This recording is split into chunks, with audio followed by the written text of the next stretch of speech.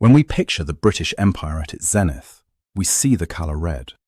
We see the serried ranks of the infantry, the glint of bayonets under a Spanish or Indian sun, and the stoic faces of men who conquered the world.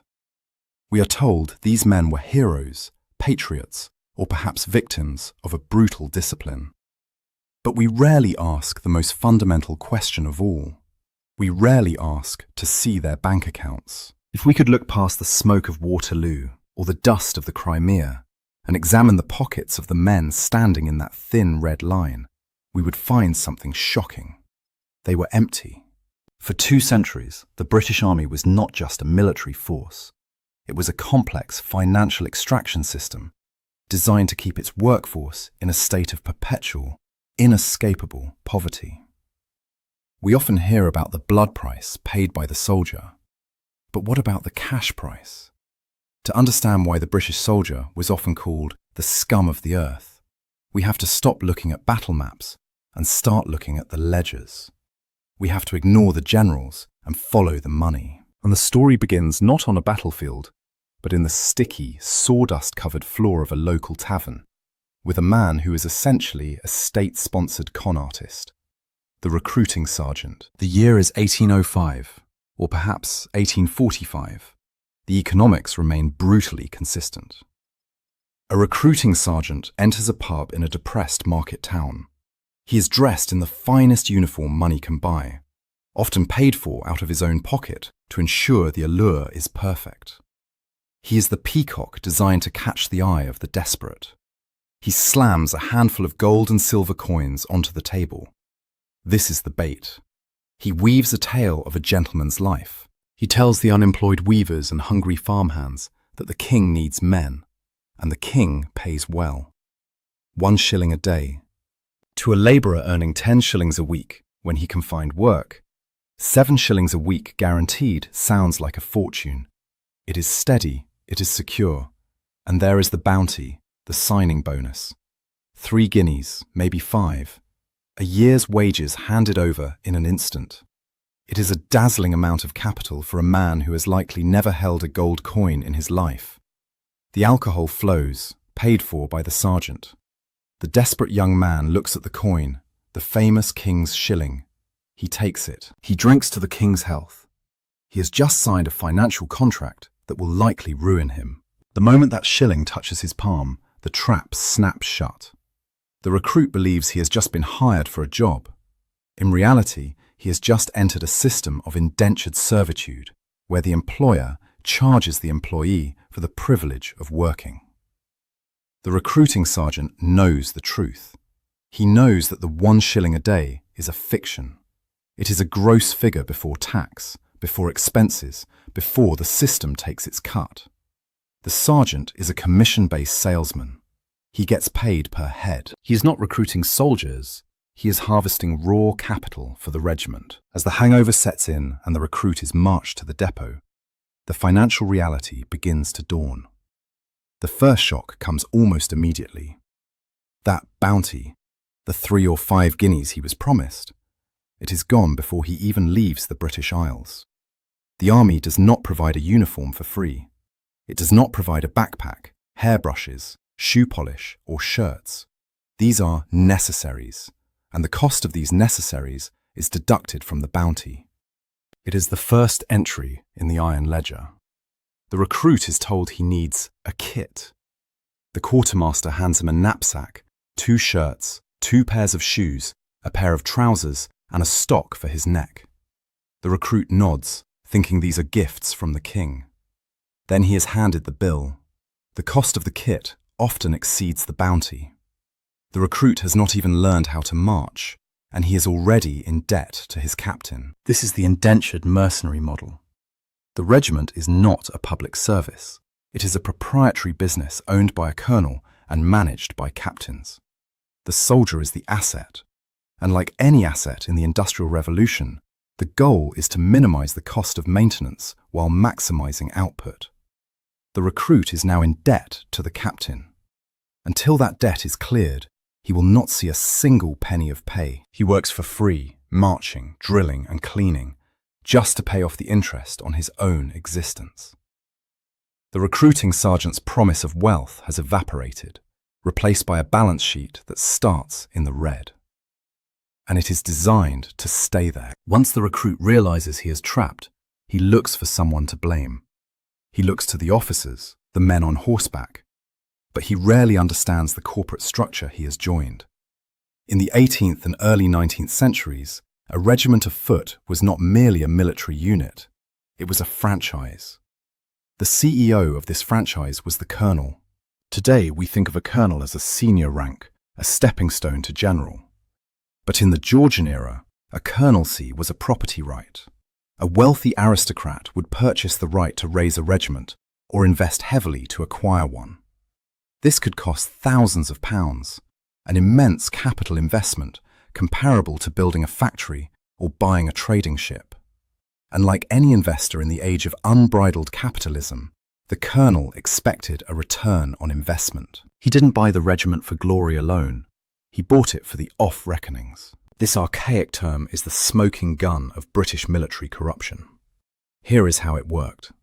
The Treasury allocated a specific budget for clothing the regiment. This money was handed directly to the colonel. It was his responsibility to find a contractor, buy the red cloth, and hire tailors to stitch the uniforms. Crucially, there was no audit. There was no quality control. If the colonel could clothe his men for less than the government allocation, he legally pocketed the difference. The financial incentive was perverse but clear. The worse the uniform, the richer the colonel. If a colonel spent the full allocation on high-quality wool to keep his men warm in a Canadian winter, he made zero profit. But if he found a contractor in the back alleys of Leeds who could supply shoddy, a cheap recycled wool made by shredding old rags and pressing them back together, he could skim hundreds, sometimes thousands of pounds a year. The result was an army dressed in costumes, not clothing. To the civilian observer watching a parade, the soldiers looked magnificent. The redcoats were bright, the lace was white, the buttons shined. But it was a facade. The cloth was often so thin you could see through it. In the rain, it acted like a sponge. In the wind, it offered no more protection than a linen shirt. When the British Army marched into the freezing sleet of the Crimean Peninsula, men died of exposure while wearing their coats. They froze to death, wrapped in the colonel's profit margin. This was not accidental incompetence. It was institutionalized racketeering. The clothing colonels, as they were known, sat on boards in London, far from the front lines, negotiating contracts that shaved pennies off every yard of cloth. A penny saved on a coat, multiplied by 800 men, multiplied by 10 years, built country estates and paid for parliamentary seats. The soldier shivering on sentry duty was the primary victim of this embezzlement. He was forced to pay for the replacement of this uniform out of his own wages when it inevitably fell apart, while the man who sold it to him sat by a roaring fire in a London club. The soldier, however, had more immediate concerns than the quality of his coat. He was worried about his stomach. Having realized his bounty was a lie and his uniform was a prop, he turned his attention to his daily wage. The famous King's Shilling, 12 pence a day. Surely, even after the deductions for the kit, there would be enough for a man to live like a king, or at least like a gentleman. But, as the recruit would soon discover, the army had also privatized his appetite. The shilling was about to undergo a dissection so thorough that by the time it reached the soldier's pocket, it would be little more than copper dust. Let us perform a forensic audit on that single shilling. Place the silver coin on a wooden table. It represents 12 pence. This is the soldier's gross daily income. In the civilian world of the 19th century, 12 pence a day is a low wage, but survivable. A bricklayer might earn 3 shillings, a farm labourer perhaps 2. But the civilian keeps his wage, the soldier does not. The first hand to reach for the coin is not the soldier's, but the captain's. He takes 6 pence, exactly half the daily wage, for messing. This is the mandatory deduction for food. In theory, 6 pence should buy a decent amount of sustenance. In the 1840s, A loaf of bread cost about 7p, a pound of meat roughly similar. But the soldier did not shop at the market. He ate what the commissariat provided. And what did 6p buy in the regimental economy? It bought 3/4 of a pound of meat, usually beef or pork, often salted to the durability of shoe leather, and a pound of bread. That was it.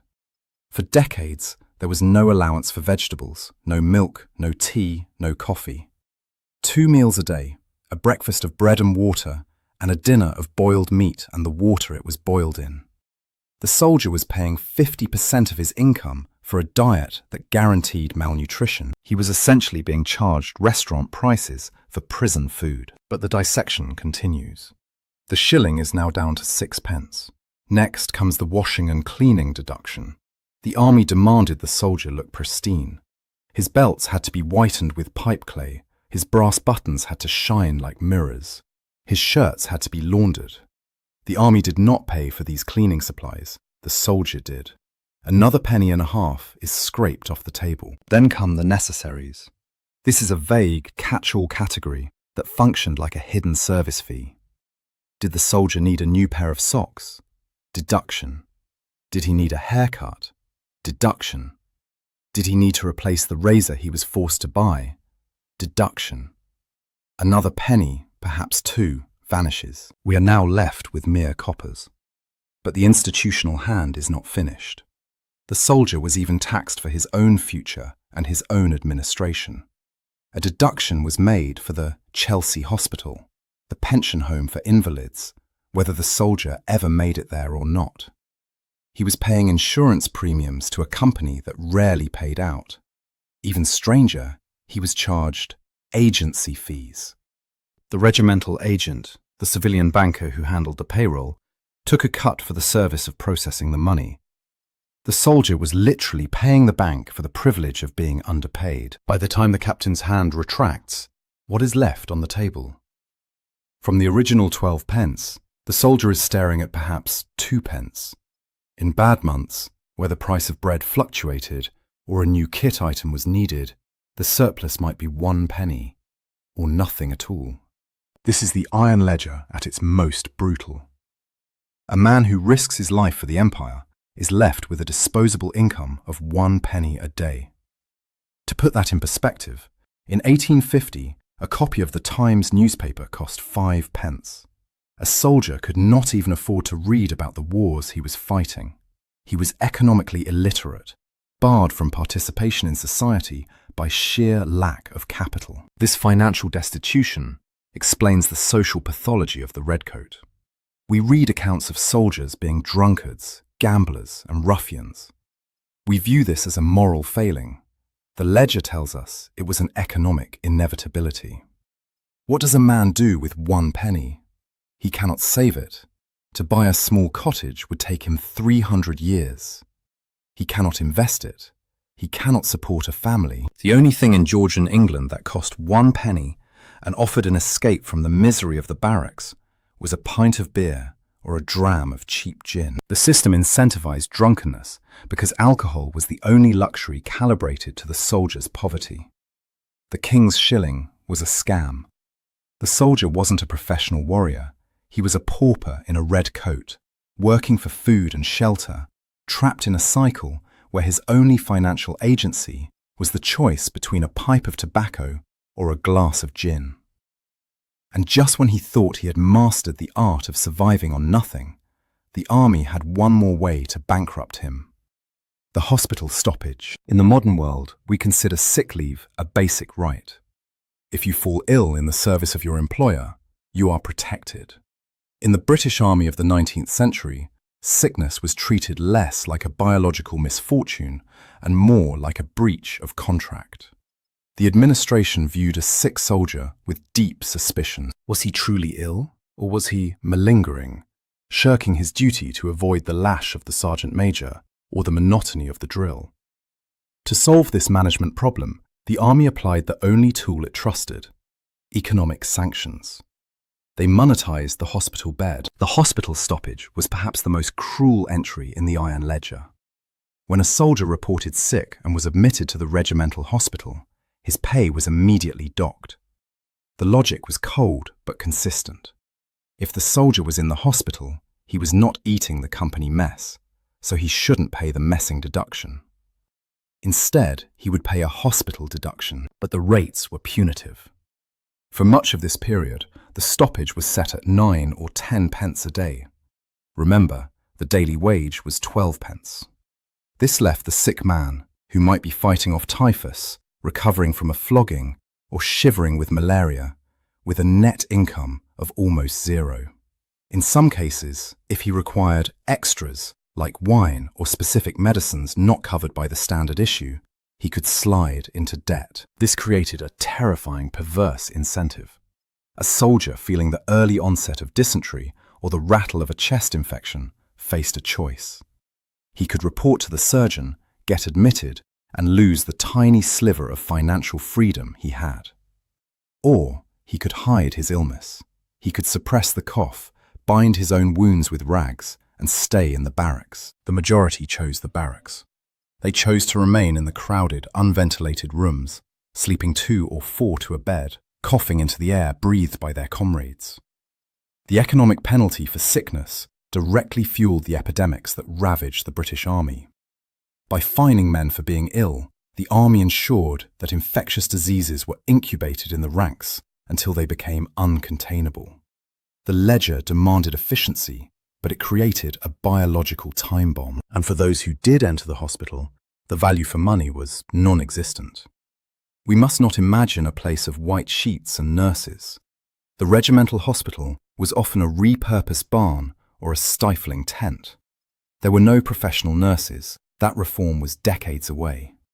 The orderlies were other soldiers, usually the ones considered too stupid or too clumsy for the front line. These men were often unpaid for this extra duty or paid in alcohol. Accounts from the era paint a horrific picture of this healthcare system. The orderlies, unpaid and unsupervised, would often steal the comforts meant for the dying. The port wine prescribed by the doctor to strengthen a feverish patient would be drunk by the nurse while the patient lay gasping for water. The soldier was paying 10 pence a day to be neglected by a drunkard. When a soldier finally succumbed to the bacteria or the bullet, the final economic transaction took place, the effects and credits. His kit was auctioned off to his comrades, who would buy his spare shirt or shoes to replace their own worn-out gear. The proceeds were used to pay off his debts to the captain. If there was anything left, a few shillings perhaps, it might be sent to his next of kin, often years later. But usually the soldier died as he had lived, breaking even. The soldier was the victim of this economy. The colonel was the profiteer. But there is a third player in this game, a shadowy figure who never held a musket but controlled the destiny of every man who did. To understand how thousands of pounds flowed from the treasury to the pockets of the elite, we must leave the barracks and travel to the smog-choked streets of London. We must visit the office of the true master of the military economy, the regimental agent. While the soldier rotted in a tent in Badajoz or Bombay, his money was taking a very different journey. It was sitting in a mahogany-panelled office in London, likely near Charing Cross. This was the domain of the regimental agent. If the colonel was the CEO of the regiment, the agent was its chief financial officer, its banker and its broker rolled into one. And almost every penny spent by the British Army passed through his hands. The British government did not have a centralised pay corps. The Treasury found it too tedious to calculate the wages of 50,000 individual soldiers scattered across the globe. Instead, they outsourced the entire operation to private civilian firms. The most famous of these was Cox and Company, a banking house that became so powerful it was essentially the shadow treasury of the British Empire. Here is how the money flowed. The government issued a lump sum for a regiment's pay to the agent. In theory, the agent was supposed to forward this money immediately to the paymasters in the field. But in the days of sale, communication took months. This created a massive float.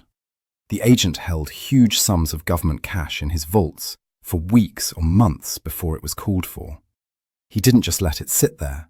He invested it. He played the markets. The regimental agents became fabulously wealthy, not just by collecting their fees, but by leveraging the lag time between the treasury signing the check and the soldier needing the shilling. But the agent's power went deeper than mere payroll.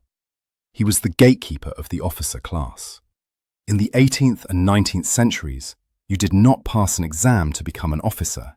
You bought the job. This was the purchase system, and the regimental agent was the real estate broker for these military properties. If a lieutenant wanted to become a captain, he had to pay the established price, perhaps £1,500 or £2,000. He would deposit this money with the agent. The agent would then transfer it to the selling officer, taking a percentage for the trouble. The agent knew the financial secrets of every officer in the army. He knew who was in debt to his tailor, who had lost money at the gambling tables, and who was desperate to sell his commission to avoid bankruptcy. This relationship created a conflict of interests so profound, it is hard for modern minds to grasp. The agent was technically responsible for the welfare of the common soldier. He was the one processing their pay. But his true clients, the ones who made him rich, were the officers and the colonels. Consequently, when a soldier had a grievance, perhaps his pay was late or his off-reckonings were miscalculated, he had absolutely no recourse. To complain to the War Office was useless. They would refer him to the agent. To complain to the agent was impossible. The soldier was a distinct social inferior, a mere number in a ledger. The agent worked for the colonel, and the colonel profited from the status quo. The agent also handled the supply contracts. When a colonel needed to buy that shoddy wool we discussed, he often did it through the connections of the agent. These firms were the quiet engine room of the military-industrial complex. They ensured that war was, above all, a solvent business. They sanitized the blood money. By the time the cash reached the agent's ledger, it didn't look like the proceeds of a starry-eyed recruit's misery. It looked like 4% interest compounded annually. Yet, even this system, built on graft and tradition, could not survive the collision with the modern world forever. The purchase system and the clothing kernels were relics of a feudal past, surviving into the age of steam and statistics. The breaking point would not come from a reformer's speech in Parliament. It would come from a disaster so complete, so public, and so expensive that the Iron Ledger finally crashed. For 40 years following the defeat of Napoleon, the British Army existed in a state of suspended animation. The generals aged, the uniforms became tighter and more decorative, and the colonels continued to skim their profits from the clothing allowances. In the drawing rooms of London, the army was a pageant. In the ledgers of the Treasury, it was a model of fiscal restraint. But in 1854, the ledger collided with reality. The British Empire went to war with Russia. The Crimean War was the first industrial conflict, yet the British Army arrived, managed by a feudal bureaucracy. When the expeditionary force landed, it looked magnificent. The Redcoats were vibrant, the bearskins were tall. But as the glorious autumn turned into the brutal Russian winter, the off-reckoning system was exposed for what it was, a death sentence. The breakdown was total. As the temperature dropped to freezing, the cost-cutting measures of the previous decades began to kill men by the thousands. The shoddy coats, purchased to maximize the colonel's profit margin, disintegrated. They became stiff boards of frozen wool that offered zero insulation. The boots, supplied by contractors who had undercut the competition by pennies, were found to have soles made of compressed paper or pasted leather. In the mud of the trenches, the soles simply dissolved, leaving soldiers to wrap their rotting feet in rags cut from their blankets. The commissariat, trained to save pennies rather than save lives, collapsed.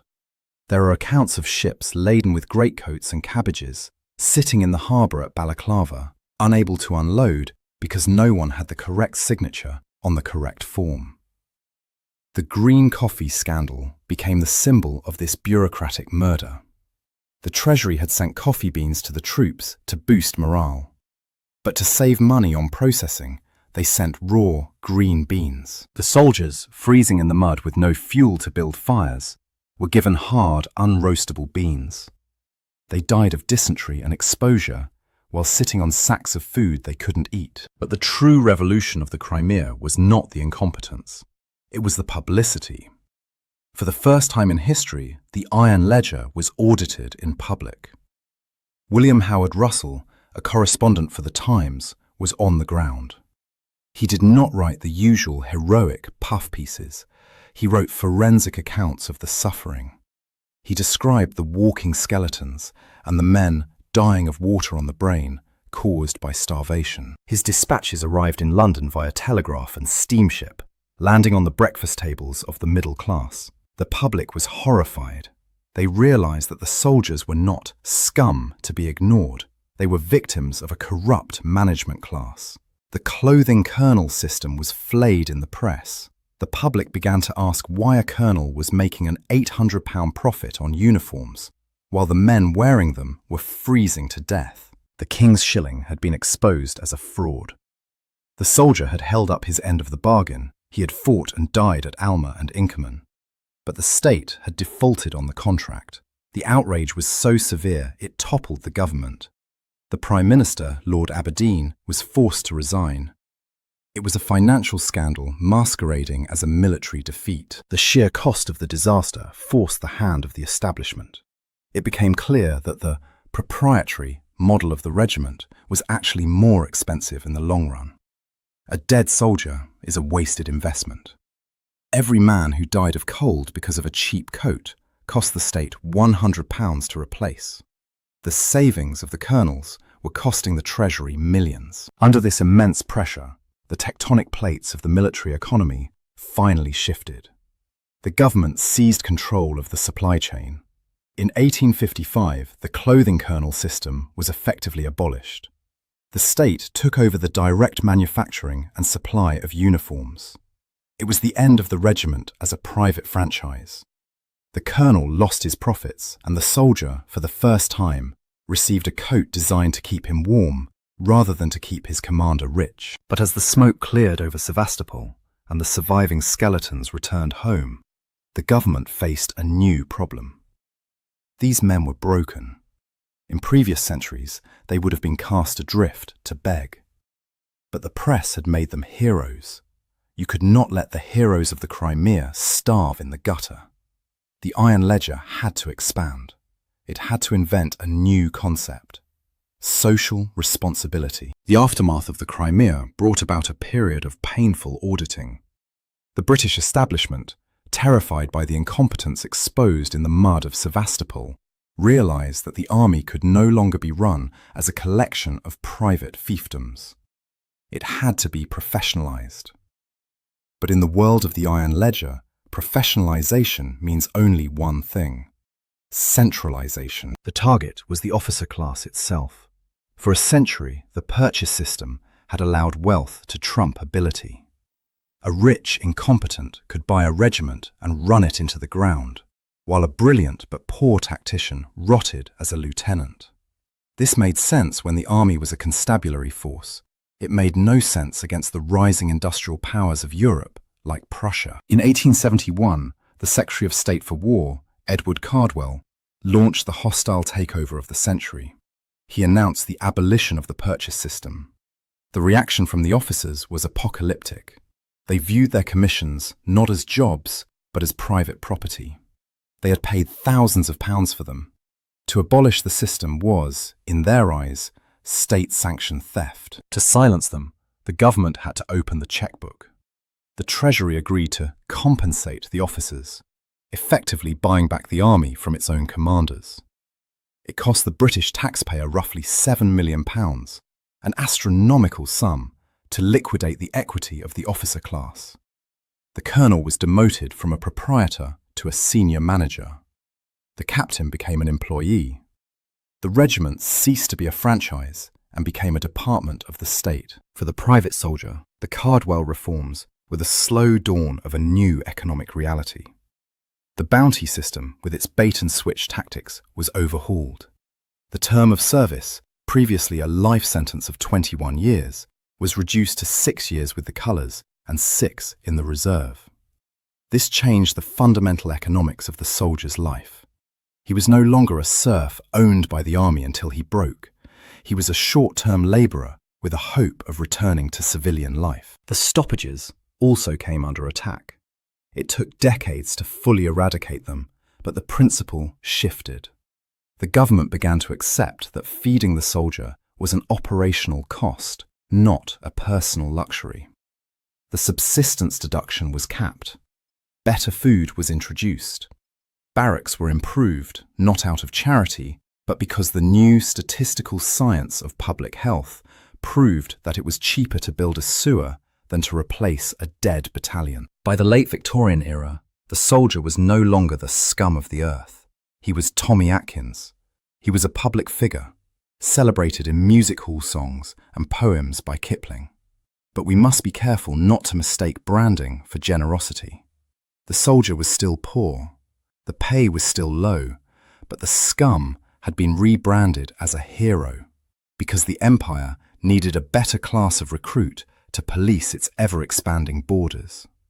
The Iron Ledger had simply recalculated the cost of labour. It found that a slightly better fed, slightly less indebted soldier was a more efficient unit of imperial expansion. As we close the book on the Redcoat era, we must ask, what was the final verdict of this economic experiment? The British Empire was the largest the world had ever seen, covering a quarter of the globe. We credit this to the bravery of the infantry and the genius of the admirals. But the true architect was the accountant. The British Army was a miracle of cost-cutting. For over a century, the government managed to field a global police force essentially for free, by forcing the men who did the fighting to pay for their own equipment, their own food, and their own medical care. It was a pyramid scheme of misery, supported by the desperate poverty of the British working class. But this ruthlessness left a legacy that shapes our modern world in ways we rarely acknowledge. The destitution of the broken soldier forced the state to invent the welfare system. The Royal Hospital Chelsea, home of the famous pensioners in their scarlet coats, was not a gift. It was a necessity.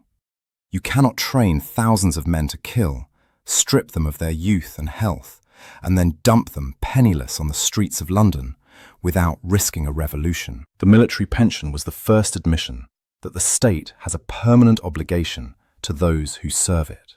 Furthermore, the colossal expense of the wars that this army fought, from the 7 Years' War to the struggle against Napoleon, forced the creation of the modern tax state.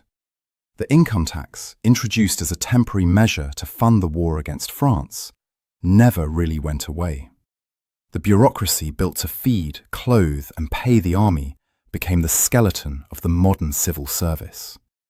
We live in the house that the off-reckonings built. Today, the King's Shilling is a collector's item. The modern British soldier is a professional, paid a salary, with a pension plan and rights protected by law. The clothing kernel is gone, replaced by defence procurement agencies and massive corporate contracts. But if you look closely, the ghost of the Iron Ledger remains. We still debate the cost of boots. We still argue about the quality of equipment supplied by the lowest bidder. We still calculate the value of a soldier's life against the national budget. The story of the Redcoat is not just a story of battles won and lost. It is a cautionary tale of what happens when human beings are treated as line items on a balance sheet. It reminds us that behind every glorious charge and every fluttering flag, there is a cold, hard calculation of profit and loss.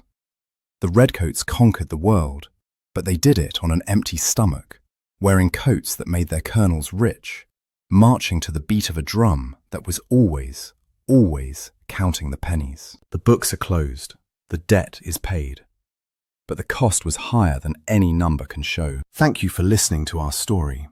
If you found this history as fascinating as we did, please like this video and subscribe to British War History for more. We read all of your comments, so be sure to leave your thoughts below. We'll see you in the next video.